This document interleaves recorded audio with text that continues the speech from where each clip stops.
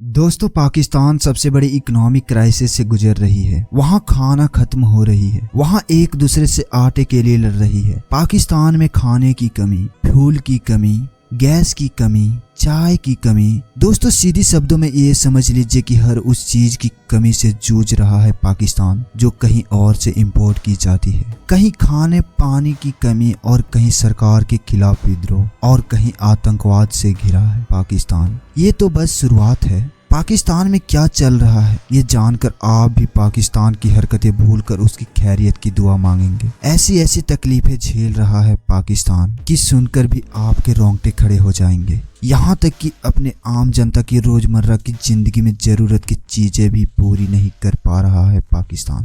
पाकिस्तान के प्रधानमंत्री शहबाज शरीफ का दर्द पूरी दुनिया के सामने छलक पड़ी है। कभी क्लाइमेट क्राइसिस तो कभी इकोनॉमिक क्राइसिस, और इस बार तो दोनों की मार एक साथ पड़ी है पाकिस्तान पर। ऐसे हालात में कैसे पहुंचा पाकिस्तान? कौन है इसका जिम्मेवार? साथियों, मैं हूं राम और आप देख रहे हैं तथ्य टीवी। दोस्तों, आज हम इस वीडियो में आपको बताएंगे कि पाकिस्तान में आखिर हो क्या रहा है और उसकी असली वजह क्या है। क्या कहना है पाकिस्तान के प्रधानमंत्री का? तो दोस्तों, हर बार जब पाकिस्तान में कुछ भी होता है तो पाकिस्तान अपना ही कोई लॉजिक लगाकर भारत पर उंगली उठाने लगता है। कहता है कि भारत ने ही सब कुछ किया है, जिसकी वजह से पाकिस्तान की अपॉर्चुनिटी मिस हो गई।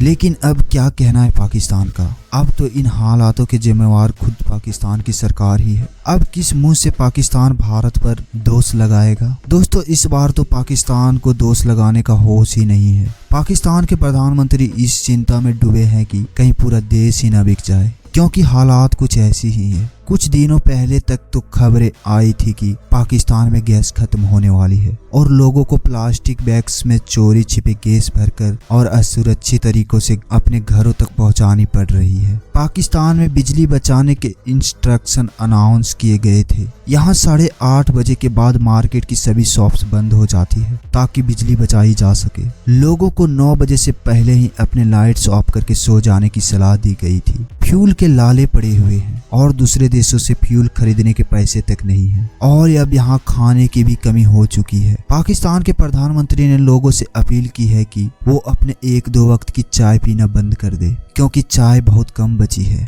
और इंपोर्ट करने के पैसे नहीं है। दोस्तों, पाकिस्तान की महंगाई के बारे में सुनकर आपकी पैरों तले जमीन खिसक जाएगी। पाकिस्तान में अगस्त 2022 में एडिबल ऑयल का दाम था 600 रुपये पर लीटर, घी 755 रुपये पर लीटर। दिसंबर से आटा 160 से 170 रुपये किलो, गैस 1200 रुपये पर किलो के दाम पर बिक रही है। यहाँ इन्फ्लेशन 30 से 40% तक पहुँच चुका था। 2022 में ये हो गया था। 2023 के हालात तो और खराब होने वाले हैं। और लेटेस्ट न्यूज तो ये है कि पाकिस्तान के प्रधानमंत्री ने खुद ट्वीट करके विश्व को ये जानकारी दी है कि उनका देश फूड क्राइसिस यानी खाने की कमी की कगार पर है। 10 जनवरी को पाकिस्तान के प्रधानमंत्री ने ट्वीट किया है कि क्लाइमेट क्राइसिस ने पाकिस्तान को इतनी बुरी तरह से प्रभावित किया है कि पाकिस्तान अपने सस्टेनेबल डेवलपमेंट गोल्स को भी पूरी नहीं कर पाया। दोबारा बिजनेस को पहले वाले हालात पहुंचा पाना तो बहुत दूर की बात है। उन्होंने विश्व से अपील की है कि वो उनके साथ संतावना रखे। डिजास्टर के अंधेरे को अपॉर्चुनिटी के उजाले से ही दूर किया जा सकता है। दोस्तों, यहाँ शहबाज शरीफ पाकिस्तान में आई बाढ़ की बात कर रहे थे। इसी के नीचे उन्होंने ये भी लिखा कि उन्होंने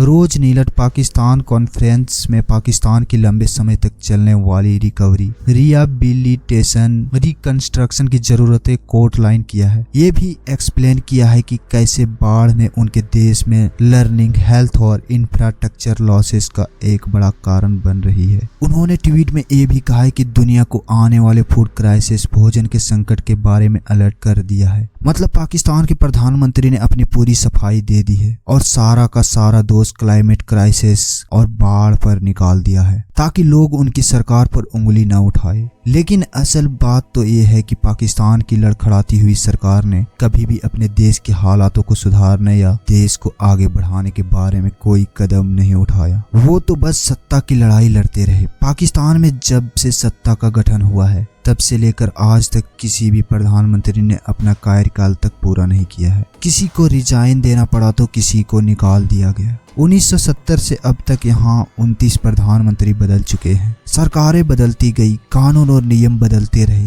राजनेता खुद को पिछली सरकार से बेहतर साबित करने में लगे हैं और इसका खामियाजा भुगता देश ने और देशवासियों ने। ऐसे में एक तरफ चाइना राजनेताओं के झगड़ों का फायदा उठाकर पाकिस्तान में घुसता चला गया और एक तरफ आतंकवाद सरकार की नाक के नीचे पनपता चला गया। परिणाम आपके सामने है। दोस्तों, ये भी सच है कि बाढ़ ने पाकिस्तान को बहुत बुरी तरह से प्रभावित किया और पाकिस्तान के निवासियों का जीवन अस्त व्यस्त हो गया। लेकिन सारा दोष बाढ़ का नहीं निकाला जा सकता। पाकिस्तान में हमेशा से करप्ट सरकार बनी जो धर्म के नाम पर लोगों के वोट अपने नाम कर लेती थी और सत्ता में आते ही करप्शन का गंदा खेल शुरू कर देती। इमरान खान का ही उदाहरण ले लीजिए, जो अपनी स्पोर्ट्समैनशिप स्पिरिट के साथ राजनीतिक में आए थे। लोगों ने उनके ऊपर यकीन किया, लेकिन उन्हें तो अपने कार्यकाल में अपनी जेबें भरने में फुर्सत ही नहीं मिली। और उसके बाद आए शहबाज शरीफ, जिन्होंने राजनीति के हथकंडे से अलग अलग पार्टी के साथ मिलकर इमरान खान की सरकार गिरा दी, उनके खिलाफ नो कॉन्फिडेंस मोशन लाए और साबित कर दिया कि वो करप्ट पीएम है। और आज तक भी शहबाज शरीफ पॉलिसीज बनाने के बजाय इमरान खान की गलतियां गिनाने में ज्यादा फोकस करते हैं, जबकि वो लगातार 4 बार पाकिस्तान में पंजाब के चीफ मिनिस्टर रहे हैं और पूरे देश को एक एलिजिबल प्रधानमंत्री लगते थे। लेकिन पाकिस्तान में उनके आने के बाद भी कुछ नहीं बदला। आज हालात ये है कि पाकिस्तान में इंपोर्ट जहां $90 बिलियन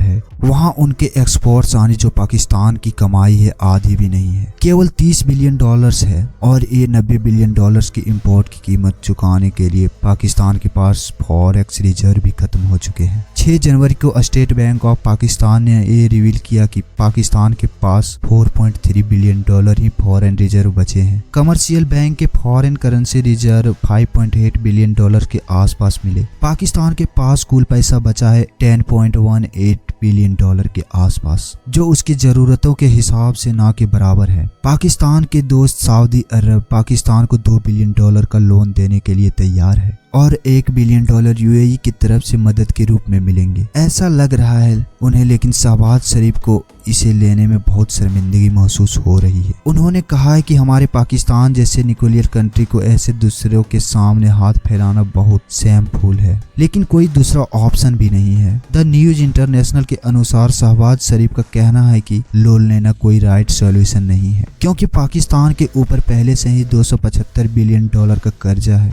जिसके ऊपर इंटरेस्ट भी पे करना होगा। और उनकी जीडीपी है $376 बिलियन, जिसका 1/3 हिस्सा तो लोन रीपेमेंट में ही चला जाता है और जो बचता है वो बहुत कम पड़ता है। पर पाकिस्तान को और लोन मिल भी जाए तो आगे चलकर सिचुएशन और भी खराब कर देगा, क्योंकि एक न एक दिन एक कर्ज चुकाना भी तो है। दोस्तों, पाकिस्तान को आने वाले 3 महीनों में $8 बिलियन से भी ज्यादा का कर्ज चुकाना पड़ेगा। और जैसा कि हमने बताया कि पाकिस्तान के पास $10.18 बिलियन ही बचे हैं। ऐसे में चीन भी पाकिस्तान को मदद के रूप में कुछ रकम देने को तैयार है, लेकिन चाइना से मदद लेने का मतलब है पूरे पाकिस्तान को ही दांव पर लगा देना। दोस्तों, क्या लगता है आपको, क्या पाकिस्तान उभर पाएगा ऐसे इकोनॉमिक क्राइसिस से? क्या भारत को पाकिस्तान का मदद करनी चाहिए? दोस्तों, कमेंट करके अपना राय जरूर दें और शेयर करें, ताकि हमारे देश के युवा को यह जानकारी मिले कि पाकिस्तान किस तरह बर्बादी की ओर जा रही है। और दोस्तों, चैनल को सब्सक्राइब करके बेल आइकन दबाना ना भूलें।